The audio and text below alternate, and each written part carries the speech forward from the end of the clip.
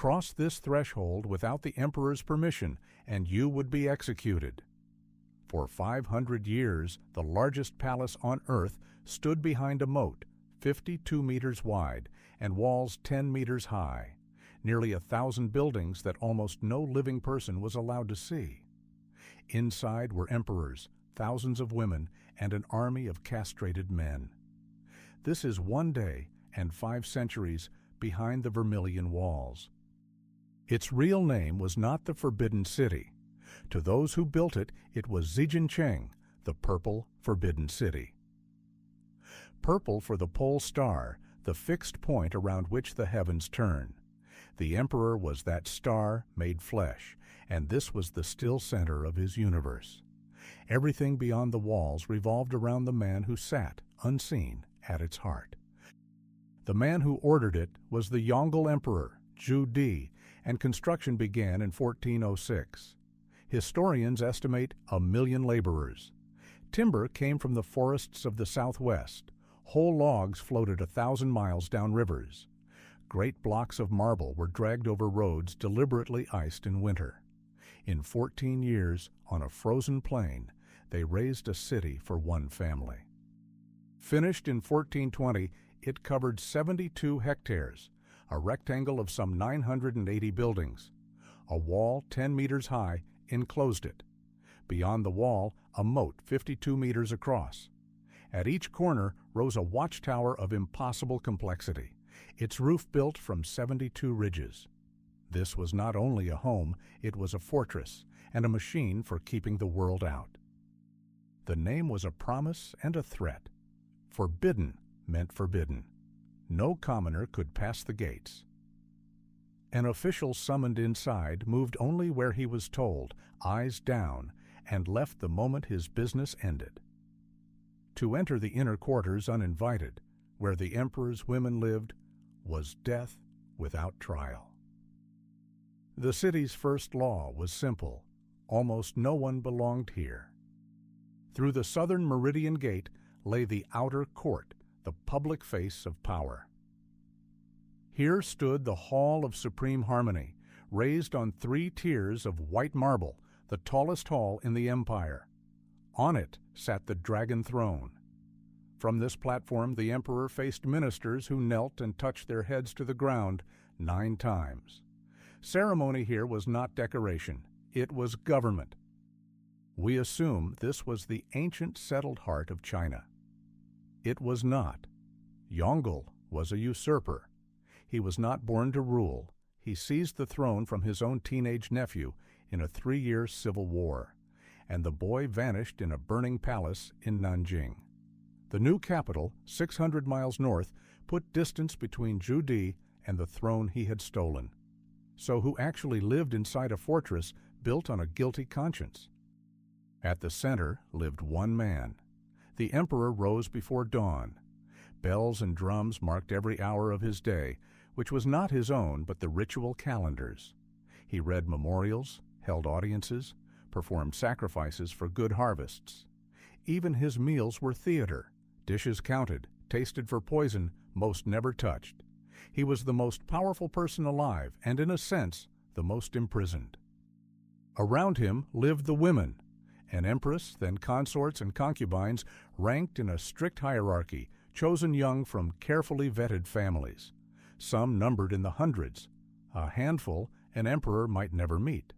Their world was the inner court, its courtyard sealed at nightfall. A woman's whole life could turn on a single night summons or on bearing a son who might, one day, become emperor. Between the emperor and his women stood a third kind of person, the eunuchs. Castrated as boys, they were the only adult males permitted to live inside the inner court after dark. They dressed the emperor, cooked his food, carried his messages, raised his children. A poor family might offer up a son for the chance of palace wages. The operation itself killed many. Those who lived served for life. A city needs feeding. Tens of thousands lived and worked behind the walls: cooks, tailors, physicians, clockkeepers, guards. Water came from wells. Ice cut from frozen lakes in winter was stored underground for summer. Coal and grain arrived by the cartload. Fires were a constant terror in a city built almost entirely of wood, so great bronze vats stood everywhere, kept full, and in winter warmed from below. At dusk, the rhythm changed. Gates were locked, keys carried to the emperor's quarters. The vast outer court emptied. In the inner court, lamps were lit, and the women's world came alive in whispers. No stranger moved in the dark. A patrol walked the walls. For most of China's 100 million people, this place was pure rumor, a golden silence at the center of the world they would never see. Picture a handful of quiet servants, and you have it wrong.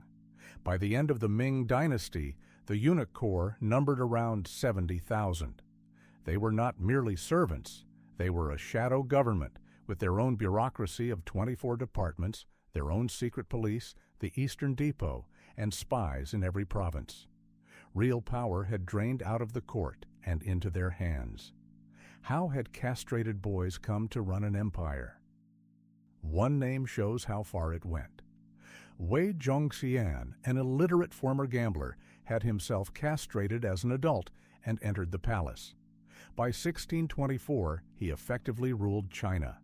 Officials built temples to him while the young emperor played at carpentry. His enemies were tortured and killed. He called himself almost a god. He was the rot the walls could not keep out, corruption growing at the very center. This was the flaw built into the design. A city meant to protect the emperor also sealed him off from truth.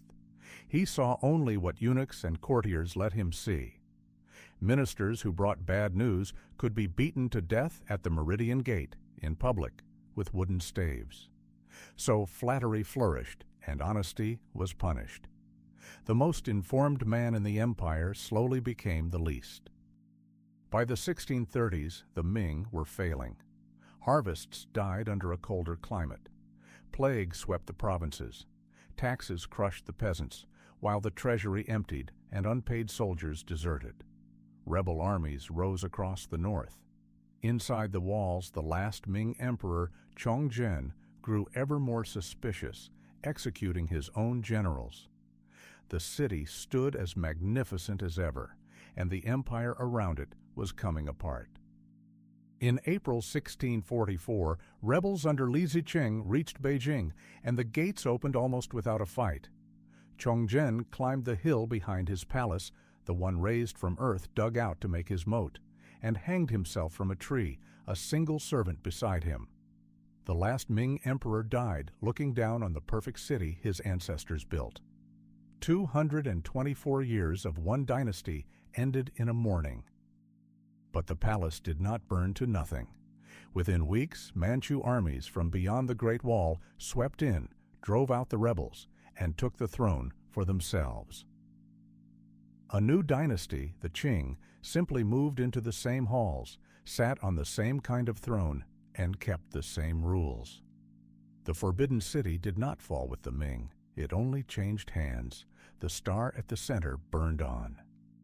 Stand before the Hall of Supreme Harmony today, and you assume you are seeing Yongel's 1420 masterpiece.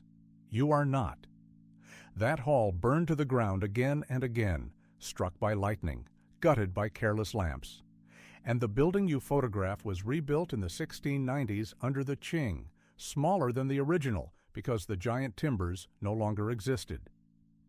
Much of the ancient city is a series of reconstructions. So what, in the end, was actually preserved? What endured was the system. For nearly 3 centuries more, Qing emperors ruled from these courtyards: Kangxi, Yongzheng, the great Qianlong, who filled the halls with the finest collection of art on earth. The rituals, the ranks, the sealed inner court, the eunuchs, the concubines, all continued, barely changed. The building was wood and could burn. The idea it housed proved far harder to destroy. The idea finally died in 1912. A 3-year-old boy, Puyi, had been placed on the throne, and now a revolution swept the monarchy away. Yet the terms were strange. The child abdicated, but was allowed to stay, playing emperor inside the inner court, while a republic ran the country outside. For 12 more years, he wandered Yongel's courtyards, a ghost ruler in a dead man's city. In 1924, a warlord's troops gave Puyi 3 hours to leave. He walked out of the only world he had known, and the gates that had killed intruders for 5 centuries were at last thrown open. In 1925, the palace became a museum. Ordinary people, the very people once executed for entering, now walked the dragon pavement and stood where emperors had stood. The forbidden had become public. Not everything survived the century. As war and revolution came, the greatest treasures were packed into thousands of crates and moved for safety, many carried finally across the sea to Taiwan, where they remain. So the collection is split, like the country. What stands in Beijing today is the shell, vast, silent, extraordinary. Emptied of the emperor it was built to hide, and open to the crowds it was built to exclude. 980 buildings, 24 emperors, half a millennium of a place where a single wrong step meant death. The Forbidden City was built to lift one man above all others and seal him from the world. Yet it could protect neither the men nor the dynasties who ruled from it. The walls still stand. The star at the center is long gone. Subscribe, and we'll keep reconstructing the ancient world, one lost place at a time.